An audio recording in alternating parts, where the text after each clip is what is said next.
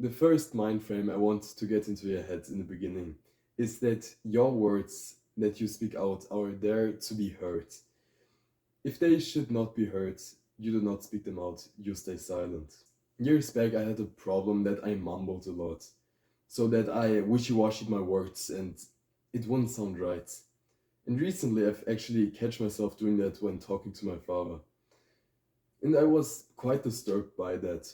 So the first tip I want to give you is to not mumble, to open your mouth, because you want your words to be heard, right? Everyone should hear them if you say them.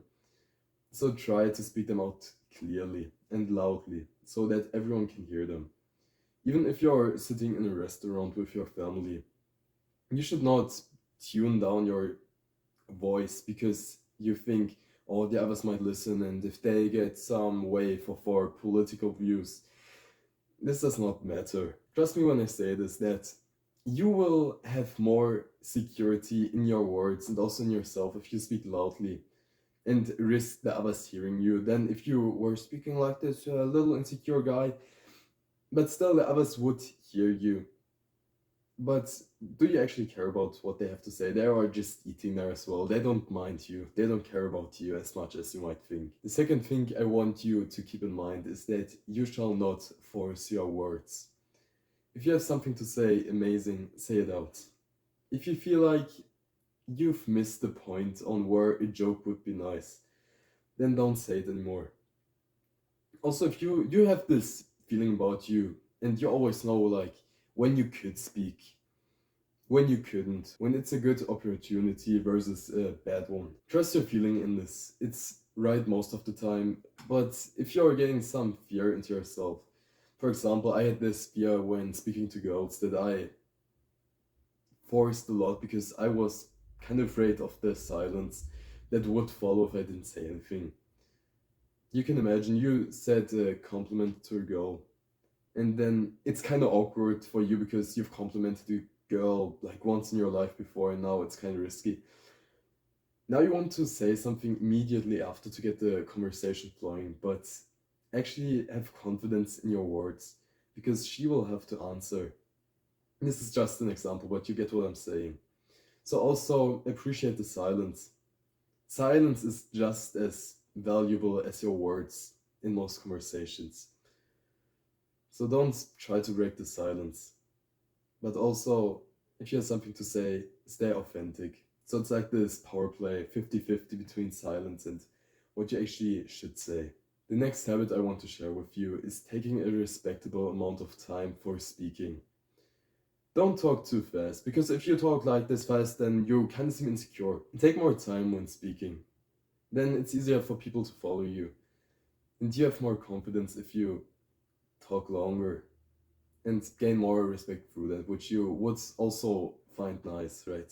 Recently, I was talking to a guy which was mumbling and also speaking very fast. And if you've experienced the same, it is kind of hard to follow. I understood like 10%, about 10% of the things he said. And I always played it off with, yeah. Because I didn't want to be an asshole and tell him, yeah, you're mumbling a lot and I can't understand you. Because especially if you're in a situation where people need help, this is this seems like such an odd move, but of course the best move would be to clear up the communication between you. The next thing I was doing when entering my friend group that's made people not want to listen to me is ending in a higher pitch. You can imagine how if you just designed every sentence to be a question, this would be weird. Do you understand the difference between ending in a higher pitch? Let's go to the cafeteria. Or in a downward pitch. Let's go to the cafeteria. The one is more of a statement, the second one, and the other one is kind of childish almost. Like you express your wants, but it's not in a leading way, in a way that's giving direction. You want to have purpose in your words. This is important. So your pitch will play a huge role in this. And I'm not going to downplay it. I think you should, maybe if you're having trouble with this one, even go in front of the mirror after this video for 5 minutes. And then try to speak into yourself the sentences you would speak. Have a conversation with yourself and especially go down in the pitches. that you use in the end of the sentence. The last habit I think you should eliminate is ums. Do you know when people say, I actually want this kind of breaks the flow of your sentences. Even though sometimes it might be because you got used to it a bit more natural. You want to have purpose in your words, and people don't want to listen for us, and because you just scale up the time that you speak.